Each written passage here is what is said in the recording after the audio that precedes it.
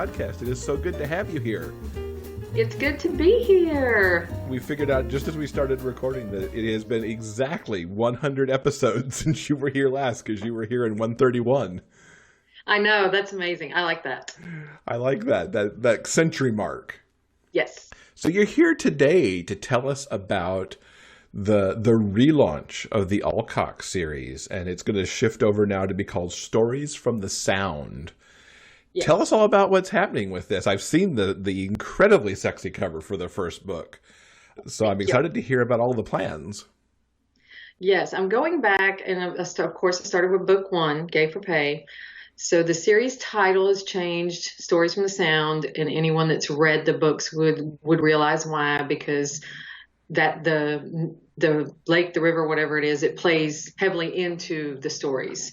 So I'm going back and rewriting. The first book is really going through a lot of changes. My editor and I are realizing more and more as we go through it. This book is, I would probably say, half of it has changed. So much more new content, just things that I did back then, little ticks and repetition and things that we're changing now that we're like 6 years in. And her and I both are so much better with our crafts, her editing and my writing. So I'm going to go back in and redo each one and add some new content and just bring these characters back to life. Hopefully pull in some new readers. So I'm excited. And there's going to be a new book releasing almost every month. The first 3 books are going to release 1 month apart, starting April the 1st for Gay for Pay. And then you'll have 3 months, and then it pushes out to 6 weeks from there for the books. So pretty much every 4 to 6 weeks for the rest of the year, the re-releases are going to come out. And for each book, the pre-order for the new book will be in the back of that book. So you'll be able to just click on that and have that other one ready for you when it releases. For those who it'll be new for, tell us what this series was about, and specifically what we get to read in Gay for Pay. Oh my, yeah, it's been forever ago, and that makes me think about Sandrine. So Gay for Pay was born from a conversation that I had at the first GRL I went to in Chicago, I think it was. So it was me and Sandrine and a couple of her models, Jordan and Caleb. And we were having conversations over drinks, so they definitely evolved into inappropriate. But, one of the questions that I had asked them, after it had been a couple of years since I had been writing, and so I asked Jordan and Caleb, so what, are you straight or are you bi? And so Jordan's like, well, I'm straight. So we got into the long, drawn-out conversation of how that works. And if you want to know how that works, you have to read the book. Because there are literally 3 or 4 different conversations in the book that I had with him. So that's how the whole series was born. And it was actually only supposed to be 1 book. I was just going to do the one and done. But as soon as the book released, reviewers started emailing me and asking, well, what about these guys that run this online porn company? I want their story. And what about this one guy over here that's a total asshole, Corey? I want his story. So 1 book became 2 and 2 became 3. And now we're at 7 books and starting over and cleaning them up. And there's going to be 9 books total. So there's 2 more new ones coming at the end of this year and the beginning of next year. What's it been like revisiting these books after the 6 and 7 years since you first wrote them? Oh, yeah. When I first started going back over Gay for Pay and reading over everything and cleaning all that up, again, I was reminded a lot of Sandrine. So early on, it was very tearful. She was very instrumental in me even beginning as a writer, because I was just throwing things on a page, and her and I were friends online. And so I started sending things to her. So going back and starting over with Gay for Pay was revisiting that relationship and then remembering that loss. So that was kind of hard, but the rest of it is amazing. Just, I'll look at some things that I've written and as an author, maybe you've done this too, when you go back and look at things and you're like, oh my God, this is horrible. Why did anybody buy this? Yeah, I've been there. Yes. So getting to go back now, later, whenever I've grown so much as an author and learned so many things, to get to go back and really flesh these characters out even more and give them more depth to their story. It's amazing and it's fun, and I'm excited to see what the readers think about it when it re-releases. How fundamental would you say the stories have changed? Obviously, it's a romance, so everybody's still going to get to their HEA. But is it just adding to that, or have you changed character trajectories, or how's that worked? So far, I haven't changed any character trajectories. With this book in particular, I would say the bones of the story are still the same. That's not changing. You know, what Chris dealt with in his past and how he came to find these men and go to work for Alcox and everything that happened after that, that all stayed the same. But it was more like, when I first wrote that book, I wasn't as good with putting the emotions that I was seeing the characters feeling in my head on paper.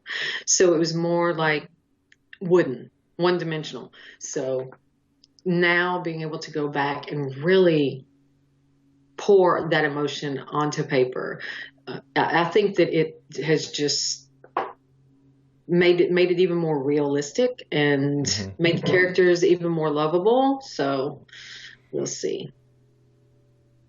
Tell us the characters we're meeting in Gay for Pay and what the gist of their story is as we meet them on the page.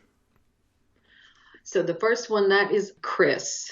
So he's a former football star from his little Alabama hometown, and he makes a really bad choice that has irrevocable consequences and ruins some lives.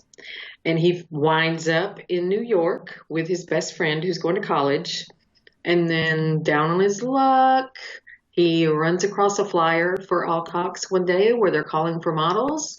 And he decides, you know what? Nobody wants to hire me for a job because I have a felony on my record. He goes in, and there you go. He meets this group of men. They're all different. They're all unique. They're all fun and lovable and crazy. And he basically finds the family that he lost and falls in love. You make it sound so simple. If only. What has surprised you the most in revisiting the series in general as you've been rewriting and updating? That's a good question. I don't know if I would say surprised, but so I went back in when I wrote the first book was solely from Chris's perspective. Everything was, you're mostly seeing it from his eyes, what he's seeing. So when I went back in, I decided that I wanted to put his love interest, Link, in there. He's not in there a lot because I didn't want to change the book that drastically. So, but he has, I think I added 2 or 3 chapters for him. So it was nice and maybe a little bit surprising to get in there and you start writing these chapters and then the character takes on a life of his own. So that was fun. That was fun to get into. Did you have a hard time keeping Link constrained to just 2 or 3 chapters, or did he push you to give him some more? Yes. Well, no, what I did was in the middle of a couple of other chapters, in my head while I'm writing, I changed POV. So, of course, the editor sends that back outlined. Wrong POV. So I had to go back in and fix that. But I did. There were some good lines in there that I moved over to his chapters. So I hope that the readers like that aspect, getting to see some of that story from Link's perspective. Is that something that'll change in the future books, or were the future books already dual POV? Some as I got further in, yes. I don't know why I did with that first one, that I did it just from Chris's POV. But whenever I got into the second book, which is kind of sort of a prequel because it goes back before Gay for Pay, and it's the story of the 3 men that run the online porn company. So it goes back and tells the story of how the initial two met, and they were a long-term couple, and then this other guy comes into their life and then working him in. So that book shows all three of their perspectives. And then going forward, it shows the different couples. But for whatever reason, when I first wrote Gay for Pay, I just wrote it from Chris's POV. Mm-hmm. Maybe because it was supposed to just be one book and be done. Maybe that would make sense. Yeah.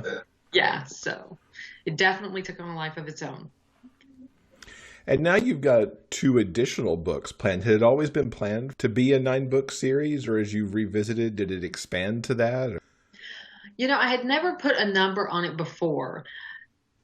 I just feel like, so I was sitting down whenever I was going through and mapping out what changes I wanted to make and what I wanted to add to each one of these stories, because back about September, October of last year, I downloaded all the audiobooks and went and listened to the audiobooks because I didn't have the time with everything else going on to read back through them.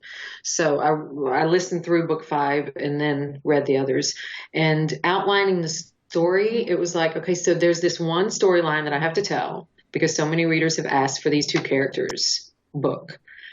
And then I need a wrap up. It sounds odd, but almost like Harry Potter at the end, you got that 19 years later chapter. Mm-hmm. So the last book, it's going to kind of go over several decades with all of the characters, showing over time where they ended up, what they ended up doing, who they ended up with, etc. Who's now married, who has kids, you know. So that last book is going to be, and my editor is fighting me on the title. Tentatively, I've named it Happy Ever After, and she's like, no, no. So we'll figure it out. Well, at least we know now it'll be locked in here on the podcast what it was going to be if it doesn't get to be that later. Yes, true. But it sounds like a nice, fun, almost reunion type movie almost, if you were talking TV, that everybody got back together to make the reunion. Yes, I was thinking about making it like over the holidays of different, over 10, 15 years, making it so it's this couple's chapter and this is happening over Thanksgiving. And then you've got this couple's chapter and it's happening over the next Easter, jumping with each one over the years. So you're not only seeing their story and how it ended up, but you're seeing their perspective of this other part of their world. That's going to be very fun for the fans of the series to get to that book. Yes, I hope so. Should people who have already read these books and loved these books pick up these new versions? Definitely. Definitely. Especially early on, because like I said, Gay for Pay is it's got, I think, over 10K new words added for the word count, new chapters, new content. It's been heavily re-edited, and like I said, the core of the story is still there. That's not changing, but the curtains are changing. So mm-hmm. I would, most definitely suggest anybody that's ready to grab this one. You mentioned there's 10K-ish in Gay for Pay. Do you think the other books are going to have similar changes to that level, or is it going to be book to book, just seeing what you want to do with them? I'm pretty sure that the next book, Fame and Fortune, will also have a good bit of new content, just because in the past, when readers read that book, they always said that there were certain parts of the story that they wanted to see more of. So I will go back in and give them that more that they want. So that one will probably change significantly as well. And then when we hit book 3, I'm not sure. They all do honestly need seriously cleaning up and re-editing and stuff, because like I said, Hope and I both have just gotten so much better over the years, individually and as a team. So there's some changes and stuff that need to be made, but definitely book 2 will have a decent amount of changes, and then book 6 will change a lot as well, because I kind of screwed up and put nicknames for the 2 main characters that were so similar that readers often commented in their reviews, I had a hard time figuring out who's who. So that has to be changed Hmm. as well. But the other books, definitely re-edited, cleaned up. There's going to be some new content in every one of the books. I mean, that wouldn't be fair to anybody to re-release the books and it just be the same thing, just changing words here and there. So every book is going to have some new content. How much, I won't know until I actually dive into that book. Now, coming this summer, after you started getting some of these new books out in Stories from the Sound, you've got a brand new project that's going to launch too. What could you I tease us do. about that? So anybody that's in my reader group will already know about Chaos Magician. It's a new series that I'm working on that is paranormal well, it's kind of a cross between paranormal and supernatural. It's got witches and mediums and psychics and all that different kind of stuff. It's going to be at least a couple of books. I'm not sure exactly how many yet. I'll have to get writing on it. I've got probably 15K of it written. It was starting to get hard to write it and I was starting to try to force it. So I decided to just move it aside for a little while, but I'm definitely going back to it.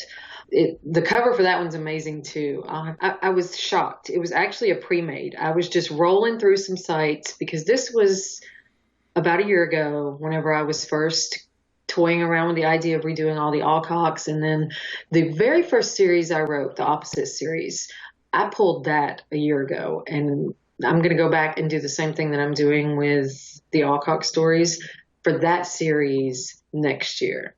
Yeah, because that was the first books I wrote. Oh gosh, they're horrible. But anyway, so I was going through all of these different Facebook groups with cover artists and stuff and going through all the different covers, trying to see, okay, would this one work for this? Would this one work for that? And I stumbled upon this cover.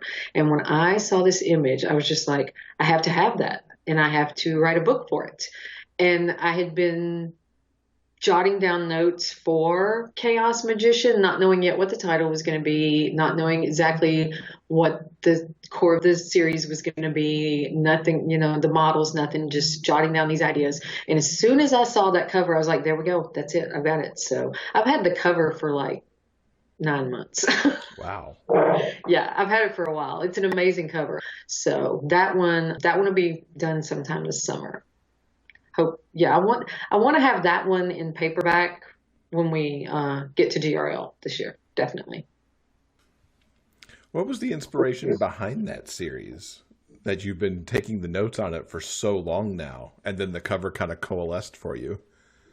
That one's kind of twofold. I love the genre. I love, like the Conjuring movies, all of the different shows, Ghost Adventures, Dead Files. I love that whole supernatural and paranormal aspect to things. Where is your house haunted? Do you have a spirit?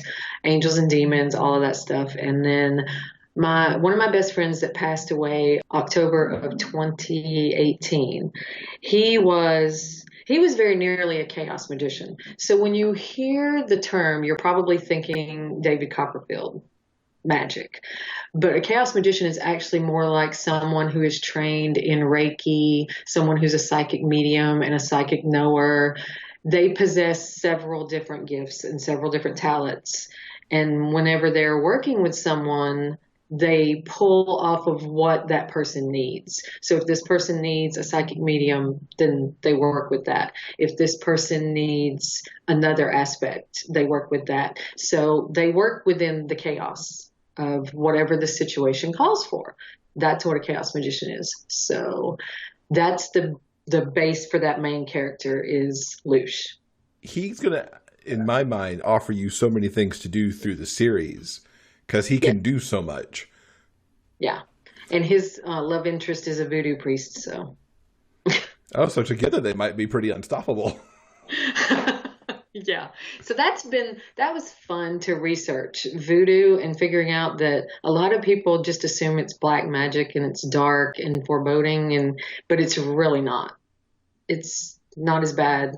If it is that, someone's taken it to the wrong place. So that's been a lot of fun to work with and pull stuff. And I'm writing an African American character for him. Of course, he's a voodoo priest. So Adrian's helping me a lot with that because there's a lot of aspects of that culture that I don't know, and with a lot of issues in the writing community in the past few years about interracial relationships and writing people of color. And when you do, a lot of people do write them, they get it wrong. So I want to make sure that I get it right.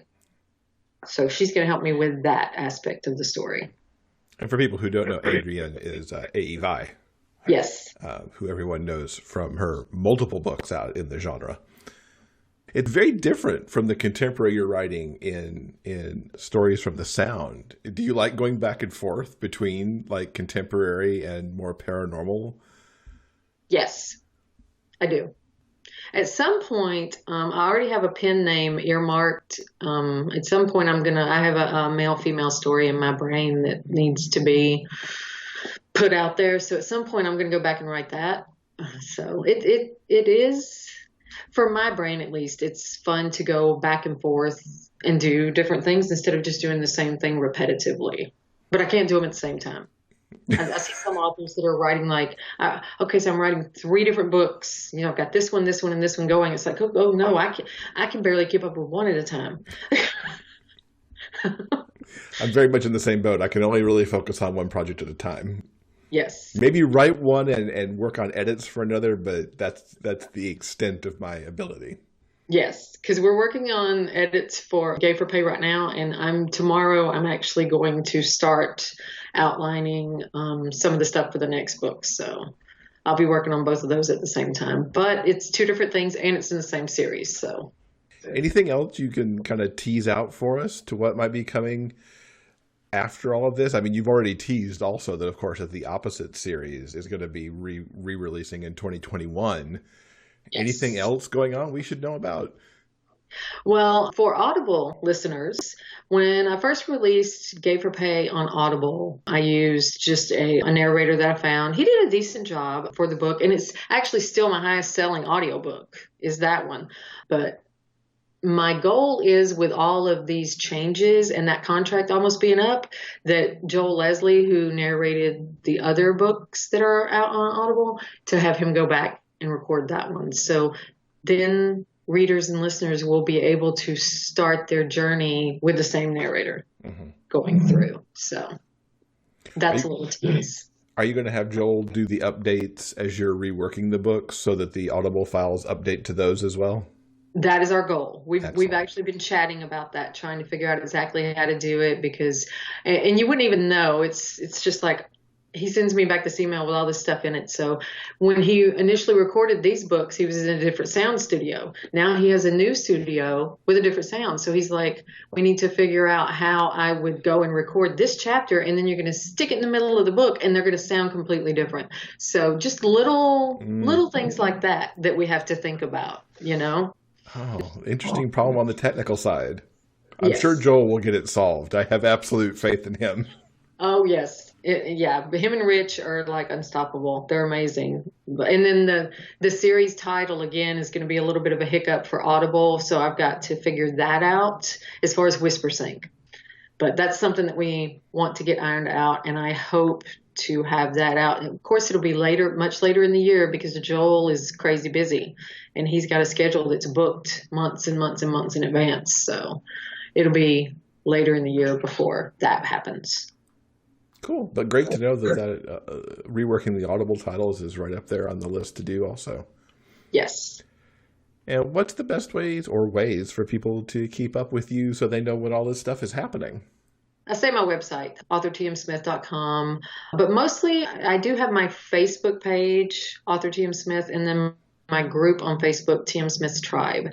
That is a really good one to follow, to come and join. I do exclusive excerpts. I share my schedule there. I do polls there. What kind of books would you like to see? What kind of storylines? I do exclusive giveaways. I've moved a lot of what I do over to that group and taken it off of the blog, because the blog was so broad spectrum, and I wanted to be able to reach mostly my readers. So if you go to Facebook and just type in TM Smith's Tribe and then come join. Twitter, TTC Books and More, I think, is Twitter. And then Instagram, I try to keep those updated at least weekly. So, but the most current you're going to get is on Facebook.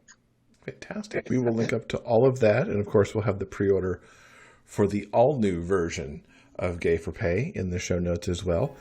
Thank you so much for coming and telling us all about this great stuff that you're working on. Of course. Thanks for having me.